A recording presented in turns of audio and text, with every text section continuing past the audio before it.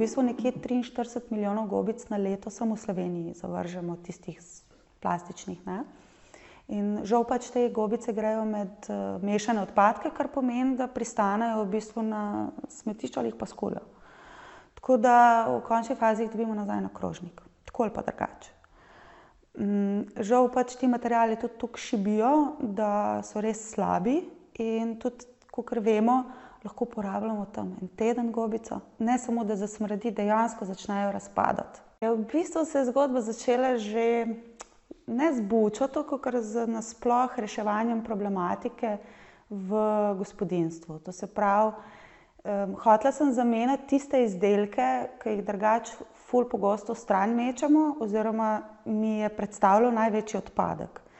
In začelo se je s plenicami od sina in takrat sem v bistvu začela sploh razmišljati o liniji, o zero waste liniji, ker enostavno do takrat smo imeli samo tako ekološke izdelke, okolju prijazne, nismo pa kaj dosti razmišljali, ali imamo tudi v bistvu za reševanje te problematike, ki se mi zdi pa res pereča. To se pravi reševanje problematike odpadkov. In sem rekla, nič, pa pejmo svojo linijo narediti. In tako sem se pač zmislila na to ime po sinu Danteju, Dante Smile. Sem rekla, kaj itak je to za njegovo prihodnost. Moja bom težko kaj rešila še, ne, mislim, se trudim, ampak ne vem, če bom imela kaj efekta. Je pa nujno, da pač poskrbimo za njihovo, to se pravi za te vse naše zanamce. In smo takrat nabavili tistih prvih 100 semen preko te prve semenarske ekološke hiše Amarant in je fanče nam zrihtala teh 100, res točno 100 semen in smo naredili sadikce. In to je bil v bistvu testni nasad in testni nasad je uspel.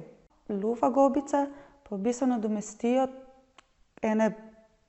par teh gobic, oziroma ne samo par 10 najbrž, če glede na to, da jo lahko par mesecev uporabljaš, ker jo lahko in prekuhaš na štedilniku in recimo v pomivalcu daš pač tam med bištek recimo, ne. Tako da, ampak te lufe imamo tudi omejeno količino, kakor imamo njive, tako imamo luf. In zaenkrat pač ne želimo širiti, da bi nekdo drug za nas delal, tako da vse sami delamo. Pač pri Jasmini na kmetiji dela to njen partner, oče, mama tudi, pač hčerka, ki je meckana še, ampak vsi sadimo, vsi pač delamo na tej njivi, prijatelje pokličem še. Zelena znanja oziroma spretnosti, jaz bi jih iskala predvsem, svetujem, da se jih išče pri nekomu, ki je že mogoče v teh vodah. In jaz vidim največ pač v tem, da se izobražuje. To se pravi, da to znanje, kakor imamo le kanček več časa za pač tisto osnovo v poslih, s katerim pač služimo kruh, dajmo vložiti naprej. V nove generacije, v širjenje tega znanja, kako si ali doma kompost narediti, se nima veze, pač samo toliko, da ljudje dobijo občutek, da lahko nekaj sami naredijo. Ja, moja vizija za naprej je predvsem čim bolj iti na lokalne proizvode, pa to, kar sem že prej povedala, krožno gospodarstvo.